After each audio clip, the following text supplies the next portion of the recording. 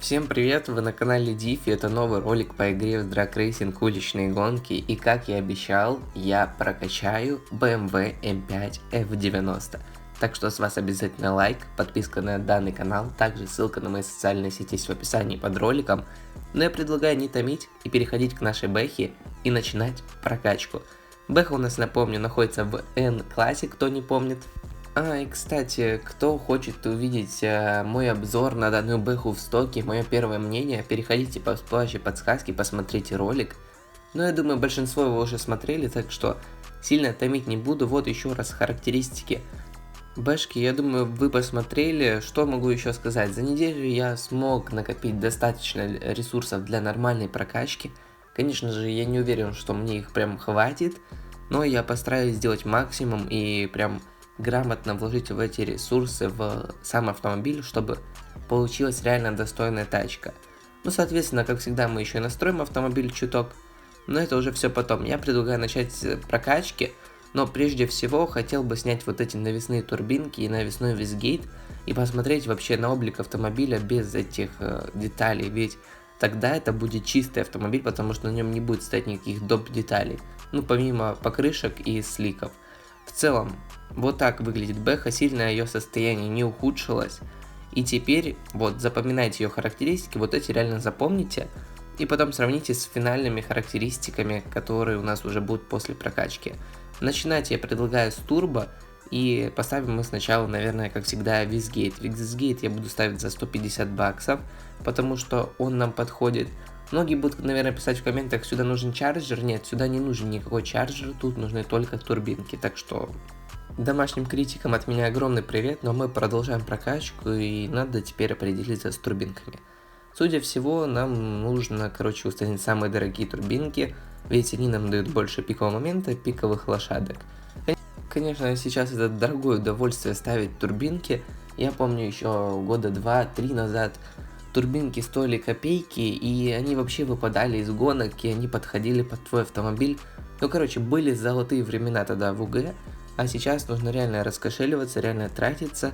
Но в целом, если посмотреть, сколько стоит нитро, то можно вообще сказать, что прокачка это стоит копейки.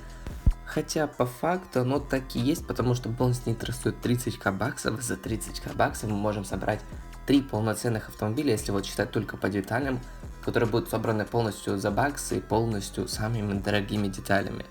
То есть по факту так оно и есть. Но не будем на этом зацикливаться, продолжаем прокачку, устанавливаем сюда интеркулер, понятное дело, самый дорогой, потому что он нам подходит. Также я установил еще нулевик, тоже самый дорогой. Визгейт мы ставим тот, что на надув за 350 баксов. И по факту у нас ячейка турбо собрана. Конечно, было бы неплохо, если бы тут стоял вот этот вот баланс нитро, но тогда эта прокачка вышла бы овер дорогой. И, наверное, пришлось бы ждать ролик недели 4. Ну а так, в целом, уже одна ячейка готова, и я предлагаю продолжить с движка. В движке я хочу установить коробку передач, ставлю сюда 4-ступенчатую коробку передач. Нужна тут, конечно, 5-ступенчатая, но я ставлю такие ставки, что в будущем, когда она будет полностью прокачана, все-таки можно ее будет собрать на 4-ступке, то есть настроить. Также устанавливаем сюда пневмошифтер, прокачиваем чип и устанавливаем сюда, соответственно, тот же самый чип. Позже мы к движку вернемся и докачаем его еще. Пока что вот просто пневмошифтер, чип и коробка. Выходим и переходим в подвеску. По подвеске. Подвеску мы собираем самую дорогую, все за баксы. То есть пружинки, самые дорогие стойки, тормозные диски, колодки. Ну и еще придется раскошелиться на пневмоподвеску. Но без нее никуда, вообще тогда теряется какой-то смысл ставить дорогие пружинки, если не будет стоять дорогая пневма. Потому что тогда какой смысл вообще настраивать автомобиль, если нет пневмы или, допустим, стоит самая дорогая пневма, но нет нормальных пружинок. То есть вот это оно должно быть в комплексе, и я так и соберу. Так, пока что установил чуть-чуть деталей, нужно еще чуть-чуть подождать. Вот этот, кстати, момент мне всегда не нравится, вот именно в прокачке подвески, тут нет ничего интересного.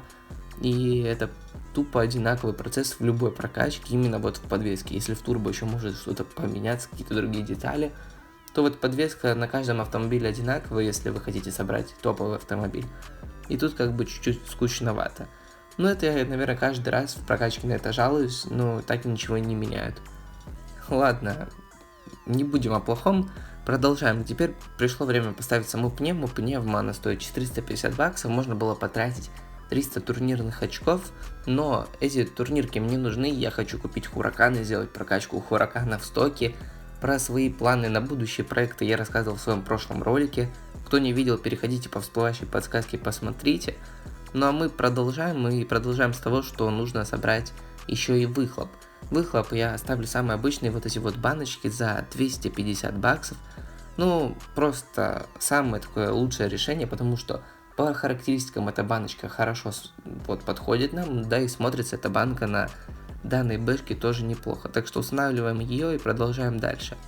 Дальше нам нужно поставить пламя-гаситель Max Power Plus за 480 баксов. Ну, короче, как и всегда, устанавливаем его, и теперь нужно еще установить паучок. Паучок у нас стоит 230 баксов, пока что еще баксы есть, так что продолжаем прокачку. В целом, остальные баксы теперь уйдут на движок, то есть на движок у нас остается 3000 баксов, ну там с небольшим хвостиком. Все остальное это уже прокачка кузова, это уже монеты. И по факту вот реально баксы остались только на движок. Но мне все равно кажется, что нам их не хватит, потому что сам дифференциал стоит 800 баксов, распредвал 800 баксов, еще прокачать каждую ячейку. Ну, наверное, баксов чуть-чуть не хватит. Пока что я поставил радиатор, хочу поставить распредвал, хочу поставить еще маслокулер и, наверное, еще масляные форсунки. То есть, чтобы тачка была полностью с охлаждением, чтобы она не перегревалась ни в коем случае. Ну а все остальное, наверное, доставим потом, потому что остается 1000 баксов, и это как раз нам хватает на маслокулер за 200 баксов, который мы устанавливаем сейчас. И еще на распредвал за 820 баксов. И у нас остается всего лишь, получается, каких-то 211 баксов. Эти 211 баксов мы просто вот потратим на прокачку остальных ячеек, потому что масляные форсунки, они у нас за монеты, стоят они 41 тысячу монет, это самые топовые, устанавливаем их. И теперь вот эти оставшиеся баксы просто потыкаем, вот давайте бензонасос попробуем вкачать, вот так чуть-чуть. Еще можно вот шестерню потыкать, может быть что-то вкачаем. Ну, сомнительно, потому что мне кажется, что все, уже не хватает нам ни на что, вот это максимум, что мы могли выжать из самого движка. То есть, остается у нас, получается, последняя ячейка, это кузов. И по кузову тут все просто. Ставим растяжки, так у нас полный привод, а для полного привода нужны всегда растяжки. Никакой велибар ни в коем случае. Также нужно установить сюда антикрыло. Антикрыло, мне кажется, лучше всего подходит вот это вот, потому что оно вот с каждым автомобилем отлично сочетается. И теперь алюминиевое облегчение, так как всегда крыша, капот, багажник и сам кузов. В целом, теперь еще можно сказать, что мы закончили с прокачкой самого кузова. То есть у нас уже стоят все облегчения, стоят растяжки, антикрыло. Обвесы менять не буду, потому что я свое мнение о обвесах высказал в прошлом ролике про Бэху, там где я делал на нее обзор. И, наверное, вот заключительный вот финал того, что я могу сделать, это поменять диски, потому что диски вообще смотрятся неплохо, но я хочу поставить вот такие вот за 20 700 монет. Они мне очень нравятся, и мне кажется, что на вот именно М5 F90 они смотрятся отлично. Насчет цвета автомобиля, ну скажем, я не определился, потому что данный автомобиль в многих цветовых гаммах смотрится отлично. Пока что пусть будет в таком цвете. Возможно, в будущем этот цвет изменится. Не будем сейчас вот искать винил, вот это ничего. Сейчас мы просто смотрим, что у нас получилось после прокачки по характеристикам, а именно 727 лошадиных сил на тонну. И чтобы вот не грустить, вот так небольшая прокачка. Короче, прокачка чертежами, скажем, удалась. Зачастую я всегда прокачиваю меньшим количеством чертежей. Но сегодня я прям смог большинство деталей докачать до фиолетовых чертежей, а некоторые даже до желтых. То есть по чертежам я готовился к данной прокачке и думаю, к прокачке следующего автомобиля такой же самый будет у нас запас и подготовка. В общем, после прокачки чертежами у автомобиля получилось ровно 1000 лошадиных сил на тонну, он вот так как-то прокачан чертежами. И теперь я его немножко поднастрою, тогда сделаем заезд уже. Короче, момент настройки я, как всегда, решил ускорить, потому что автомобиль не полностью сделан, он не полностью прокачан, а это значит, что рано или поздно его придется перенастраивать, и эти настройки не будут годиться под топ, поэтому я решил, что рассказывать, что и как я кручу, ну вот нету тут никакого смысла. Вот просто где-то чуть-чуть покрутили, поднастроили, и вот финальный результат, это вот сама настройка, короче, сделана под финальную гонку, чтобы вы ее увидели. Так что ничего интересного из настроек вы взять не сможете, потому что они на ваш автомобиль, если вы его полностью прокачиваете, не подойдет. Если вы делаете идентично к моему, то тогда, возможно, эти настройки вам будут подходить. Но, кстати, тем не менее, настроен он был довольно хорошо. И вот тот результат, который я хочу вам показать, как едет данная тачка. Так, ребятишки, что я сделал? Я настроил автомобиль, после настройки автомобиля едет довольно хорошо, но эти настройки ни в коем случае не берите, они не топовые. Вот что по характеристикам у нашей бэхи на данный момент: 1675 лошадиных сил на тонну, как и был, так и остался полный привод, 2602 лошадиные силы, и на эти 2602 лошадиные силы автомобиль едет замечательно, сейчас я это вам продемонстрирую. Но прежде чем я отправлюсь в заезд на время, попрошу вас еще раз поставить лайк данному ролику, подписаться на канал, если вы этого еще не сделали. А теперь все внимание на финальный заезд, это то, к чему мы шли. Прогреваем, соответственно, резину, и тогда уже делаем заезд.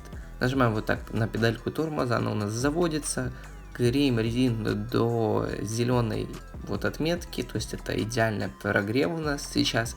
Жмем газ в пол, тачка раздулась, и первая передача у нас до 160, потом переключение на 8000 оборотах. Настроила тачку на 4 передачи, и для такой настройки и для такой прокачки это отличный результат. Скорость на финише 422 км в час. Время 10 секунд 65 сотых, это 804 метра. То есть идеальное время, это очень хорошо, вот реально для данной прокачки, потому что в топе сейчас стоят Мерседесы по 2000 сил, которые едут 10 секунд 20 сотых, 10 секунд 30 сотых, а мы на 1675 лошадиных сил едем 1065. То есть отличный результат, и мне кажется, прокачка вот того стоила. BMW в топ по-любому это заедет, если ее нормально прокачать, нормально настроить. Если вы еще сюда сеты накинете, ну это 100% залог на успех, и она будет стоять в топе. Короче, буду настраивать, буду прокачивать. Хотите, сделаю ролик, вторую часть, хотите, просто за кадром это все сделаю. Но сам факт, что бэху я не брошу, это 100%. Также еще такую же самую бэху мы сделаем в L-Custom, так что ждите. Всем спасибо за то, что посмотрели мой ролик. Не забывайте лайки, подписки. С вами был, как всегда, Дифи. Всем пока-пока.